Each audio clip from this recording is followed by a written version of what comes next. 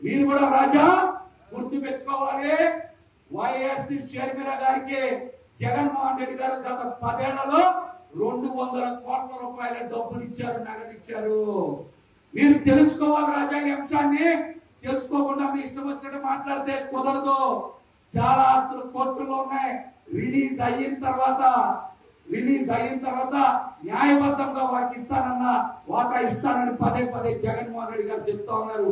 మీ గొంతు పెద్దదైనంత మాత్రాన, మీ మీడియా పెద్దదైనంత మాత్రాన నిజాన్ని మీరు ఎల్లవేళలా తప్పి పెట్టలేరు. ఈ విషయాన్ని నారా లోకేష్ గారు కూడా తెలుసుకోవాలి. షర్మిల గారికి ఎంత డబ్బులు ఇచ్చారు 10 ఏళ్లలో? ఎంత? అది కూడా నగదు రూపంలోనే ఇచ్చారన్న విషయాన్ని రాజా తెలుసుకోవాలి. నారా లోకేష్ గారు, మీరు ఏనాడైనా మీ మేనత్త గారు ఎవరికైనా సరే హెరిటేజ్ నుంచి మజ్జిగ ప్యాకెట్ ఇచ్చారని ప్రశ్నించాలి. మీరంతా కూడా హెరిటేజ్ నుంచి మజ్జిగ ప్యాకెట్ ఏ రోజు ఇచ్చారా?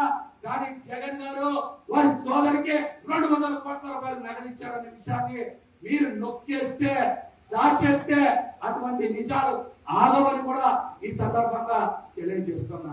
మాటకి జగన్మోహన్ రెడ్డి గారిని ఎవరు మాట్లాడుతూ ఉన్నారు? ప్యాలెస్ లో ఉంటారని చెప్తా ఉన్నారు. ఆయన అక్కడ కట్టుకుంది ఎకరం 20 సెంటుల్లో. అందులో పార్టీ కార్యాలయం ఉంది. గతంలో ప్రభుత్వం నుంచి కార్యకలాపాలు అక్కడి నుంచే నడిచినాయి. 5 ఎకరాల్లో ఉండేటువంటి వ్యక్తిని ప్యాలెస్ లో ఉన్నారంటారా, పూరి పాటలో ఉన్నారంటారు కూడా మీరు మాట్లాడాలి. అమరావతిలో 5 ఎకరాల భూమి కొనుక్కుంది ఎవరు? చంద్రబాబు నాయుడు గారు 5 ఎకరాలు కొనుక్కుంటే ఆయన ప్యాలెస్ కట్టుకుంటాడా? ఇంకెవరైనా ప్యాలెస్ కట్టుకుంటారా? ఆయన కదా ప్యాలెస్ కట్టుకునేది. కుప్పంలో ఇంకో ఇల్లు కట్టుకుంటా ఉన్నాడు. అయిపోయింది, మొన్న గృహప్రవేశం చేశారు. మరి దాన్ని ఏమంటారు? కరకట్ట కింద ఇంకొక ప్యాలెస్ ఉంది, అది కూడా మాట్లాడతా. హైదరాబాద్ లో ఇంకొక ప్యాలెస్ ఉంది. ఇవన్నిటి గురించి మాట్లాడితే ఇవన్నీ రాజప్రసాదాలే. వేల కోట్ల రూపాయల ఇల్లు ఆస్తి ఉంచుకున్న చంద్రబాబు నాయుడు గారు పదే జగన్మోహన్ రెడ్డి గారిని ప్యాలెస్ లో ఉన్నామంటే తిప్పి కొట్టాల్సిన బాధ్యత మన మీద ఉంది.